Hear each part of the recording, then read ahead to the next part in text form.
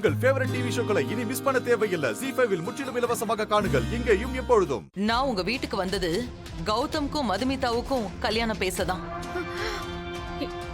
என்னங்க சொல்றீங்க? நீங்க அன்னைக்கு அதித்திய தானே?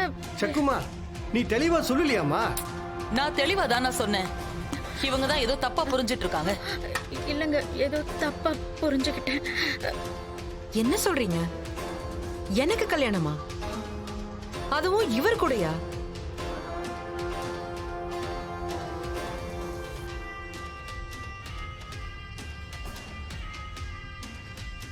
எனக்கு 35 வயசாச்சு, இன்னும் கல்யாணம் ஆகல.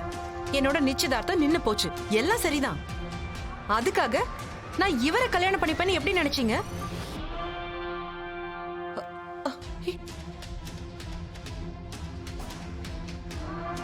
நானும் இவரும் கல்யாணம் பண்ணிக்க சான்ஸே இல்ல. நான் மட்டும் இல்ல, இந்த உலகத்துல எந்த பொண்ணும் இவரோட வாழவே முடியாது.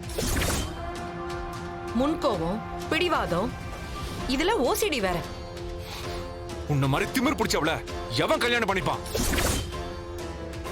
அதுவும் சண்டைக்கு நிக்கிற சண்டை கோழி மாதிரி. சண்டை கோழி நான் இல்ல, நீங்க தான். என்னமோ நாங்க உங்ககிட்ட வந்து கல்யாணம் பண்ணிக்கோன்னு கெஞ்சின மாதிரி பேசுறீங்க. பொண்ணு கேட்டு வந்தது நீங்க. ஹலோ ஹலோ, எங்க வீட்டுக்காரங்களா கம்பல் பண்ணதால தான் வேற வழி இல்லாம உங்களை கல்யாணம் பண்ணிக்க ஒத்துக்கிட்டேன். எனக்கும் அப்படிதான்.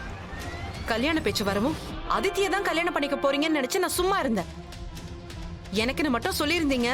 நல்லா போய் சொல்றீங்க. முதல்ல உங்களுக்கு வந்த சம்பந்தம்னு தெரியாதுன்னு சொன்னீங்க. அதுக்கப்புறம் உங்க தங்கச்சி தான் நாங்க பொண்ணு கேட்டு வந்திருக்கோன்னு தப்பா புரிஞ்சுக்கிட்டேன்னு சொல்றீங்க. இன்னும் என்னென்ன சொல்ல போறீங்க? உங்க தங்கச்சிக்கு மாயா விட சின்ன வயசு.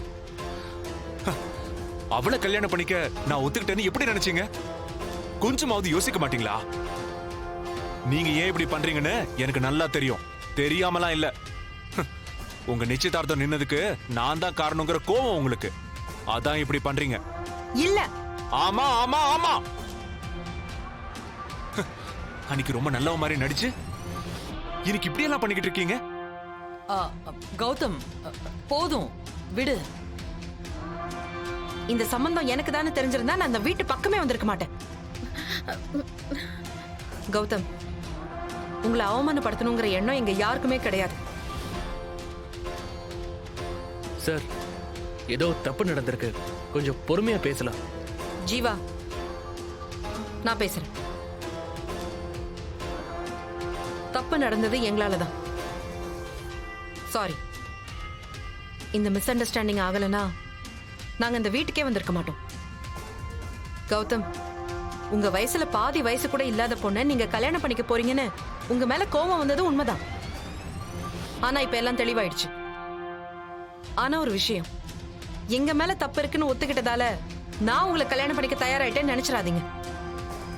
நம்ம 2 பேருக்கும் செட் ஆகவே ஆகாது. ZEE5 ஆப்பை டவுன்லோட் செய்து அனைத்து எபிசோடுகளையும் இலவசமாக பாருங்க.